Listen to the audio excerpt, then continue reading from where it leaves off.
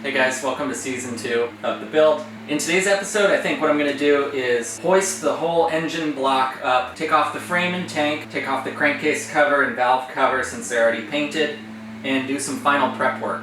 Hopefully get to paint it this episode as well. So the second thing I'm going to do in today's episode is, now that we have the tires mounted on the proper rim, I can take a look at a fully assembled front end off of the bike.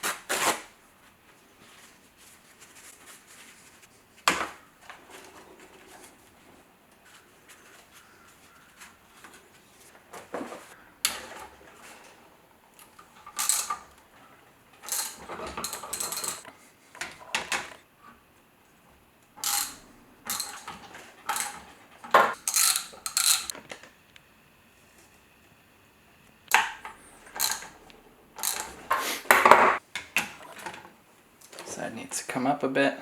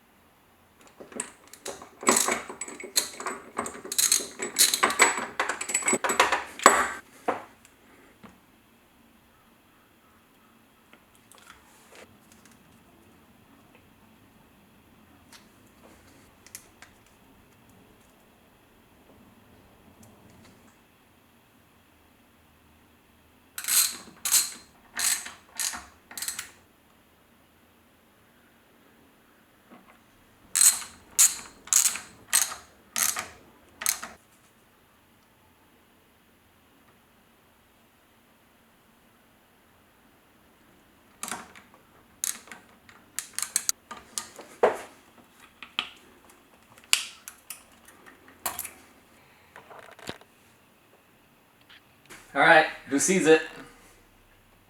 Anyone notice the glaringly stupid oversight I made? Brake calipers go on the back. And this is the inside. I mounted the forks left to right, so I'm gonna have to redo some stuff.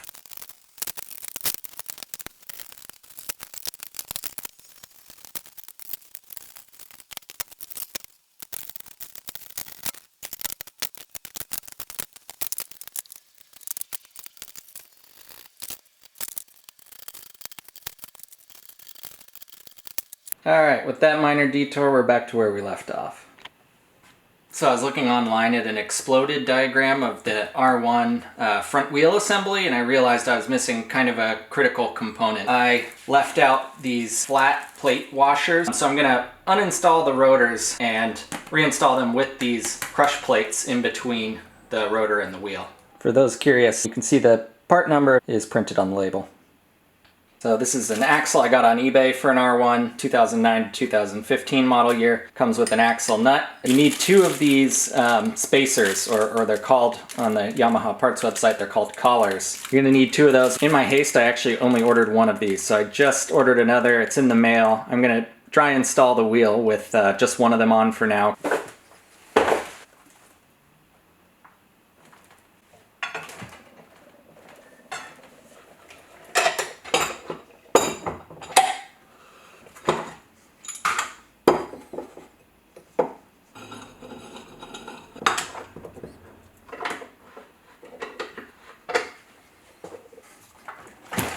Yeah, that's burly. Quick fix. Now we got the clearance for the wheel.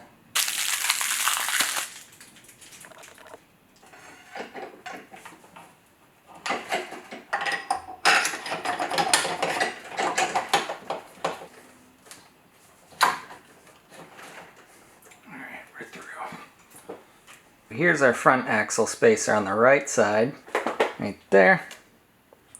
And here's the left side where I'm missing it. And last thing would be tighten down the axle nut to spec. So here I've got the aftermarket calipers that I bought, and these are aluminum monoblock construction with 4 opposing pistons.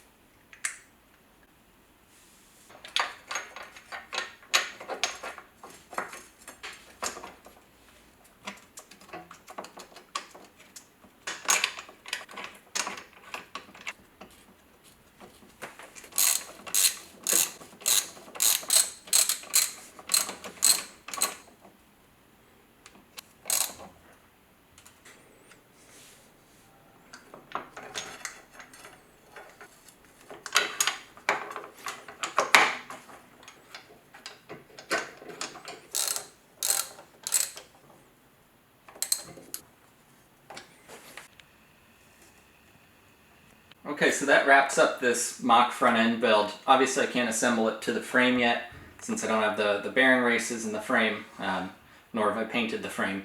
But I think this is in a really good spot for me to start building out just the front end. And the front end is more or less modular. In other words, I can mount it to the frame at a later date. And I think at this point I'm ready to start ordering some levers, maybe even a headlight bracket and a headlight.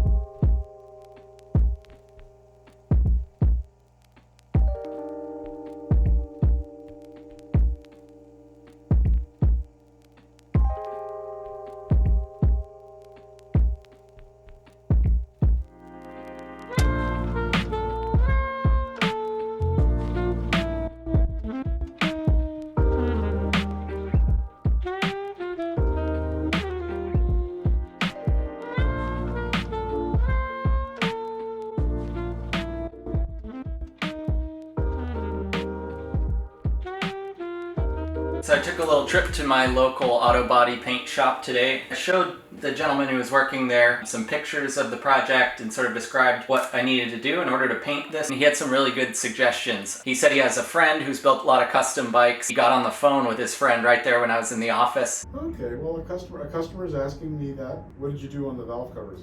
So I just got the answer from the horse's mouth, as it were. So I got a bunch of really good real-time advice from someone who's done it before. Prep was the biggest thing, and he found a lot of success using this aircraft non-methyl chloride gel. So it's sort of a gel that you paint on to the surface. That does a really good job at completely cleaning the rest of the grime and rust off. The second piece of advice I was given today was high temperature rattle can paints. Powder coating has issues when it comes to oil getting in contact with it and it stains, and so it really seems like, while it's not the most durable, rattle canning is going to be the best thing to paint the whole engine. I was recommended this Duplicolor engine enamel primer as the first layer, and then I'm going with the gloss black high temperature enamel with ceramic as the final coat.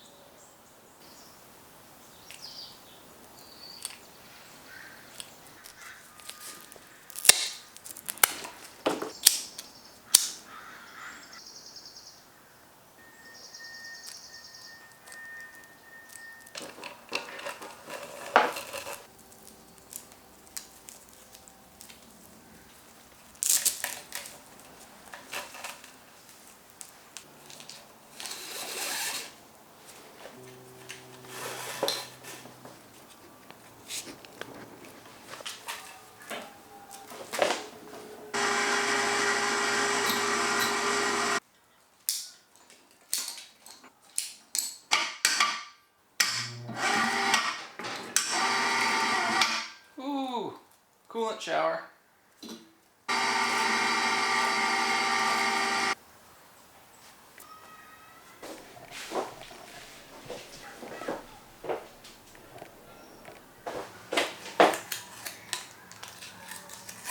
Sorry to my climbing homies out there, this is not a redundant anchor. If this thing falls, I'm sorry, but I'm going to take another 2 years off.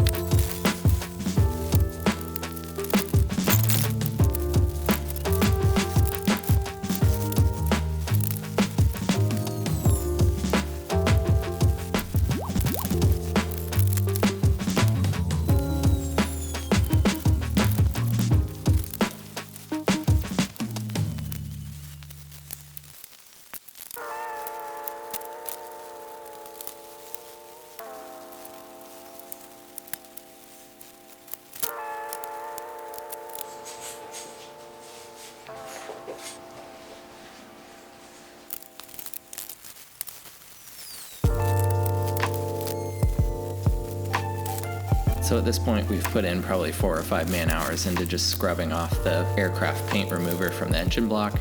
And to be honest, there's probably another 2 or 3 hours left to go. But I'm going to take care of all that off camera. So stay tuned for the next episode when I'm going to be able to paint the whole engine block. We found that the best scrubbing implements were a combination of toothbrushes, nylon brushes, Scotch-Brite pads, and steel wool. And in between scrubbing, we would rinse off the engine block using simple green or warm water. Thanks for watching, and we'll see you next time.